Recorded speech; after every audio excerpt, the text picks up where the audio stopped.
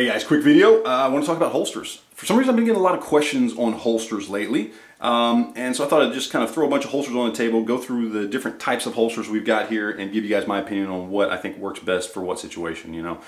Whether it's range use, open carry, concealed carry, whatever it is, there is a holster out there for you. And if you need a little help making a decision, hopefully this will help you out. Now, jumping right in, the first two big categories of holsters are going to be Kydex versus leather. Now, when it comes to retention, Kydex is king, right? They are molded exactly to the pistol. You snap it in there, that thing's not going to come out, okay? It's in there, it's locked good. You've got fantastic retention with a good Kydex holster. Leather, on the other hand, not that it doesn't have good retention, but it usually requires some sort of strap or retaining screw or something like that to kind of help tighten it up a little bit or to retain the pistol in there. Now, when it comes to comfort, obviously leather is going to be much more comfortable than Kydex. I mean, I've heard people try to argue that Kydex is great, it's really, really comfortable, but let's be honest here. Hard piece of Kydex up against your body versus nice flexible leather, come on. There's no sense even arguing that this is more comfortable. Are these horribly uncomfortable? No, they are not. But compared to these, there is no contest there. Now, that takes me into the whole inside the waistband versus outside the waistband. If you're talking about concealed carry, hands down, inside the waistband, go with leather, okay? Again, for that comfort level. This is much more comfortable to have against your skin than something like this. Now, they don't make a whole lot of inside the waistband Kydex holsters. Most of them are going to be leather, but the ones they do, not very comfortable at all. I have tried several of them, and trust me, a good inside the waistband leather holster like this Black Hawk here, much more comfortable than anything Kydex you're going to put up against your skin. Now, I want to talk a little bit about Serpa holsters. This is a holster right here a lot of people swear by. These things have been around for a long time. If you've owned guns for more than 5 years, chances are you've owned one of these at one point in time or another. They are great for open carry. They are great for range use. They are piss poor for inside the waist, or excuse me, for concealed carry. You just simply cannot compare. Even two outside the waistband options here, okay? Compare these two. Which one do you think is going to be less noticeable under a shirt? Obviously this one, okay? Kydex holsters simply just conceal better. This is not made for concealment, and I know I've seen the taglines, okay? You know, Serpa concealment holsters. They do not conceal very well for being concealment holsters, okay?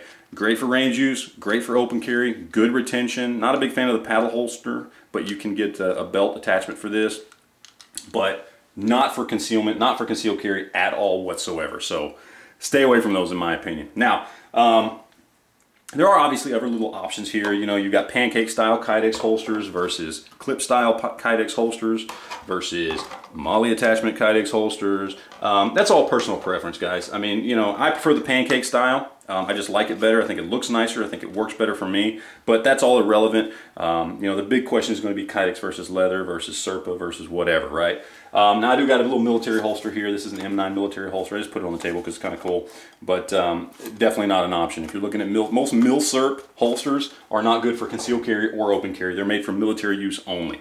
Always good to have a cheap little holster somewhere, a little medium-sized holster that you can throw a variety of guns in, something that's not gun-specific. I've had this one for about 7 years. It's worked great for Rugers and Smith & Wessons and revolvers and semi-autos and Tauruses and Glocks and Bursas and just all kinds of stuff. Great to have at least one little holster around like that. Now, I am going to talk about the only type of holster I don't like, and that is a hybrid holster. That is not to knock companies that make these or people that enjoy them. It's just personal preference. I don't like them, and I'm going to tell you why. This is a holster for a Glock 26 inside the waistband. This is a holster for a Glock 26 inside the waistband. Which one do you think is lighter, less cumbersome, and easier to put on and take off every day? This one. Which one do you think costs more money? This one. To me, it doesn't make sense. Another big thing that I don't like about these, the sweat that you get with this up against your body versus this. You're going to get a patch of sweat on your hip inside the waistband this big versus a patch of sweat this big, okay? I don't understand people who like these holsters, and again, I don't want to knock anybody, I just don't get it, okay? It doesn't make sense to me. It requires two hands to reach around your body and pop it on every morning and take it off. I can take this thing off and on with one hand.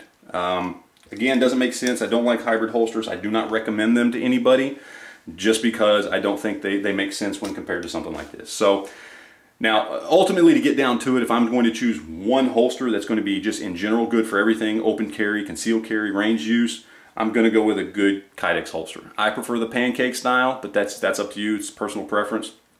good Kydex holster is going to work. This holster right here would work for me for open carry, concealed carry, and for training at the range. So either way, ultimately, this is kind of the go-to that I would recommend. But, you know, obviously, as I said many times, personal preference plays a big issue in that. So there you go, guys. There's my rundown of holsters of what I think about the different ones. Hopefully it's helpful to somebody. Other than that, guys, I appreciate you watching, and we'll talk to you guys later. Thanks.